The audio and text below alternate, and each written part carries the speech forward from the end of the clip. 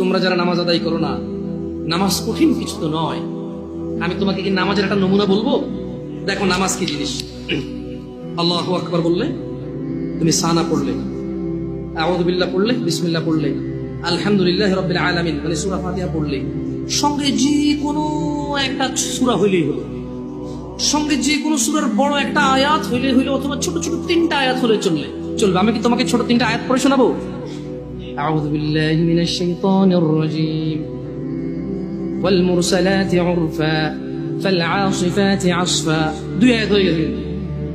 আল্লাহু আকবার। এরকম ছোট তিনটা আয়াত পড়লেই হবে। قل هو الله أحد الله الصمد لم يلد ولم يولد ولم يكن له كفوا أحد। তো জামশেদ ভাই, নামাজ সহজ কিভাবে? আমি তো শুধু আলহামদুলিল্লাহ সূরা পারি আর কুল হুল্লাহ পারি, আর কিছু এখন পারি না। তো ঠিক আছে, তুমি প্রথম রাকাতে আলহামদুলিল্লাহ সূরা পড়ো, রুকুতে যাও। আচ্ছা, প্রথম রাকাতের রুকুতে সুবহান রাব্বিয়াল আযীম, সুবহান রাব্বিয়াল আযীম, সুবহান রাব্বিয়াল আযীম। দ্বিতীয় রাকাতের রুকুতে কি অন্য কিছু? সেম। আসলে কি প্রথম রাকাতে যেটা পড়ছি ওটাই, যদি 3 নম্বর রাকাতে থাকে, আল্লাহ 3 নম্বর রাকাতেও রুকুতে সেম, ভিন্ন কিছু না।